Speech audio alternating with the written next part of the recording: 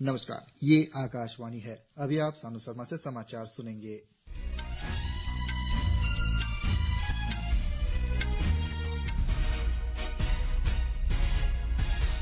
पहले मुख्य समाचार। गृह मंत्री अमित शाह ने आरोप लगाया, तृणमूल कांग्रेस सरकार के शासनकाल में भ्रष्टाचार और कुप्रशासन ने पश्चिम बंगाल को बर्बाद कर दिया। श्री शाह ने दावा किया, भारतीय जनता पार्टी राज्य में अगली सरकार बनाएगी। कृषि मंत्री शिवराज सिंह चौहान ने कहा, विकसित भारत जी रामजी विधेयक मनरेगा योजनाओं की कमियों को दूर करेगा। बांग्लादेश के पूर्व प्रधानमंत्री और बांग्लादेश नेशनलिस्ट पार्टी की अध्यक्ष खालिदा जिया का ढाका में निधन। प्रधानमंत्री नरेंद्र मोदी ने शोक व्यक्त किया। देश के उत्तरी भाग में घने कोहरे के कारण रेल और हवाई यातायात बाधित। दिल्ली हवाई अड्डे पर कम दृश्यता के कारण 118 उड़ानें रद्द। अब समाचार विस्तार से। गृहमंत्री अमित शाह ने तृणमूल कांग्रेस की सरकार पर राज्य में व्याप्त भ्रष्टाचार और कुप्रशासन के कारण पश्चिम बंगाल को बर्बाद करने का आरोप लगाया। कोलकाता में आज श्री शाह ने तृणमूल कांग्रेस पर सुरक्षा के मुद्दे पर विफल रहने का आरोप लगाया। उन्होंने कहा कि पश्चिम बंगाल के मुख्यमंत्री ममता बनर्जी घुसपैठ की समस्या का समाधान करने में विफल रही है। आरजी कर और कस्बा निधि विधि महाविद्यालय की दुष्कर्म की घटनाओं पर गृह मंत्री ने कहा कि राज्य में महिलाएं सुरक्षित नहीं है। गृह मंत्री ने कहा कि भारतीय जनता पार्टी अगले वर्ष होने वाले पश्चिम बंगाल विधानसभा चुनाव में 2/3 बहुमत से सरकार बनाएगी। गृह मंत्री ने कहा कि वर्ष 2016 के चुनाव में 3 सीट जीतने वाली पार्टी ने 5 वर्षों में 77 सीट हासिल कर ली है। श्री शाह ने कहा कि अगला चुनाव पश्चिम बंगाल में घुसपैठ रोकने और घुसपैठियों को निकालने के मुद्दे पर लड़ा जाएगा। उन्होंने कहा कि बंगाल सीमा से हो रही घुसपैठ राष्ट्रीय सुरक्षा का मुद्दा है।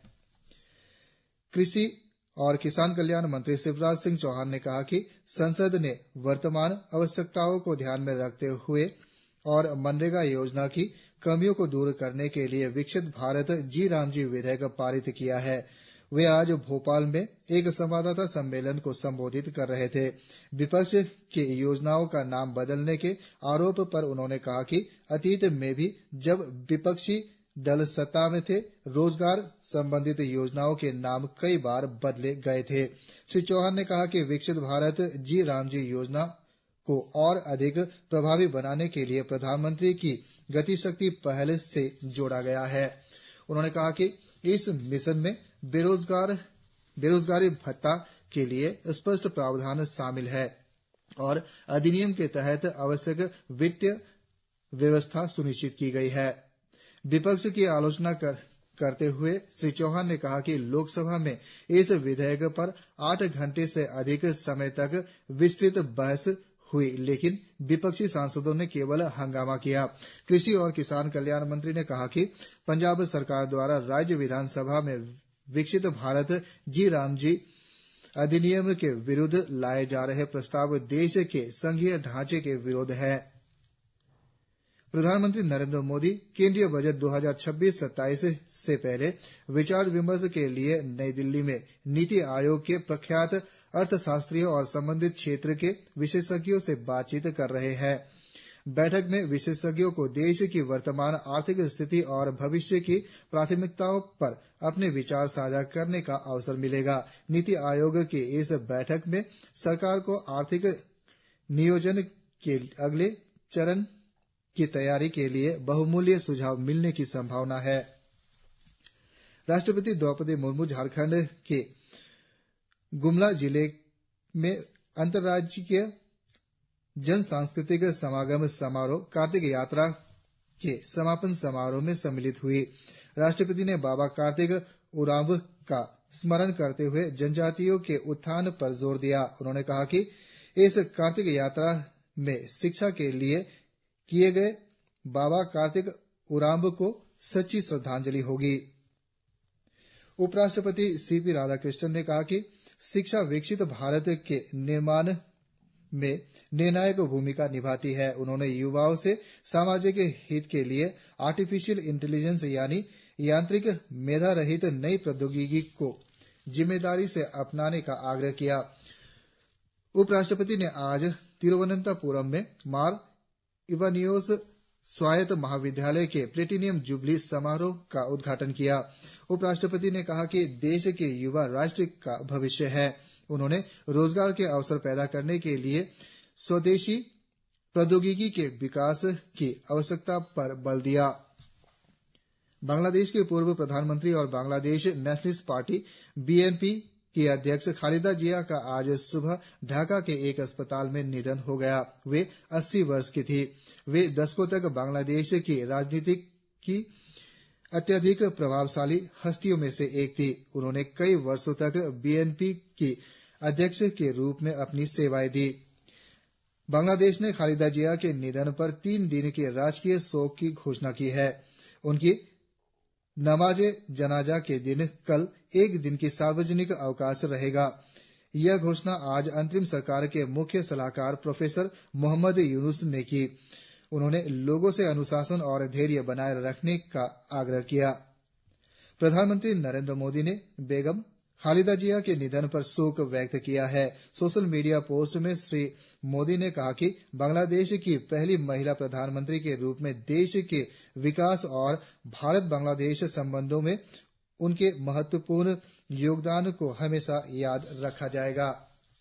प्रधानमंत्री नरेंद्र मोदी ने आज रिफॉर्म एक्सप्रेस 2025 को लेकर एक लेख साझा किया। इसमें शासन में उन संचयी कार्यों पर प्रकाश डाला गया है जिसमें धीरे धीरे बाधाओं को दूर किया है। केंद्रीय मंत्री हरदीप सिंह पुरी की एक पोस्ट को साझा करते हुए श्री मोदी ने कहा कि श्रम कानून और व्यापार समझौते से लेकर रसद, सरहद, ऊर्जा और बाजार सुधारों तक देश की विकास गाथा विश्वसनीयता, स्थिरता और दीर्घकालिक विश्वास पर आधारित है। नागर विमानन मंत्री राममोहन नायडू ने आज बेंगलुरु में हिंदुस्तान एरोनॉटिक्स लिमिटेड HAL में नई पीढ़ी के ध्रुव हेलीकॉप्टर के नागरिक संस्करण की पहली उड़ान को रवाना किया। इस हेलीकॉप्टर को स्वदेशी शक्ति इंजन के लिए नागर विमानन महानिदेशालय से नागरिक प्रमाणन पत्र मिला है। श्री राममोहन नायडू ने इस ऐतिहासिक क्षण बताया। उन्होंने कहा कि ध्रुव का नागरिक संस्करण आत्मनिर्भरता को बढ़ावा देगा। मुंबई में उपनगरीय भांडुप पश्चिम में एक BEST बस के पैदल यात्रियों को कुचल दिया है। दुर्घटना में 4 लोगों की मौत हो गई है जबकि 9 अन्य घायल हो गए हैं। यह घटना कल रात करीब 10 बजे वेस्ट स्टेशन रोड पर हुआ। पुलिस ने बताया कि मृतकों में 3 महिलाएं थीं। बस चालक को हिरासत में ले लिया गया है। मुख्यमंत्री देवेंद्र फडणवीस ने मृतकों के परिवारों को 5-5 लाख रुपए का अनुग्रह राशि देने की घोषणा की है। प्रधानमंत्री नरेंद्र मोदी ने दुर्घटना पर गहरा दुख व्यक्त किया है। सोशल मीडिया पोस्ट में प्रधानमंत्री ने इस हादसे में अपने को खोने वाले लोगों के प्रति संवेदना व्यक्त की और घायलों के शीघ्र स्वस्थ होने की कामना की। उत्तराखंड में अल्मोड़ा जिले के विनायक क्षेत्र में आज सुबह एक बस दुर्घटना हो गया। इसमें सवार 6 लोगों की मृत्यु हो गई। बस में लगभग 17 से 18 लोग सवार थे। प्रधानमंत्री नरेंद्र मोदी ने बस दुर्घटना में जान गंवाने वाले लोगों के प्रति गहरी संवेदना व्यक्त की है। प्रधानमंत्री ने घायलों के शीघ्र स्वस्थ होने की कामना की है। केरल के अलपुसा जिले में एवियन फ्लू को नियंत्रित करने के लिए कड़े कदम उठाए गए हैं। इसके लिए पुणे स्थित राष्ट्रीय विषाणु विज्ञान संस्थान में नमूने भेजे गए हैं। देश के उत्तरी भागों में घने कोहरे से आज रेल और हवाई यातायात प्रभावित हुआ। दिल्ली आने वाले 20 से अधिक रेलगाड़ी 3 घंटे से अधिक देरी से चल रही है। खराब मौसम के कारण हवाई यात्रा भी प्रभावित हुई है। घने कोहरे और कम दृश्यता के कारण आज 118 उड़ानें रद्द कर दी गई। मौसम विभाग ने ओडिशा के कुछ हिस्सों में आज शीत लहर का अनुमान व्यक्त किया है। बिहार, उत्तर प्रदेश और उत्तराखंड के कुछ हिस्सों में आज ठंड रहेगी। अरुणाचल प्रदेश के मुख्यमंत्री पेमा खांडू ने अंजाव जिले के डोंग वैली में पहले सनराइज फेस्टिवल में हिस्सा लिया। मुख्यमंत्री ने कहा कि इस 5 दिन लंबे फेस्टिवल से स्थानीय बिजनेसमैन के लिए अच्छे मौके मिलेंगे। सस्टेनेबल टूरिज्म को बढ़ावा मिलेगा और छोटे बिजनेस को आगे बढ़ने में मदद मिलेगी।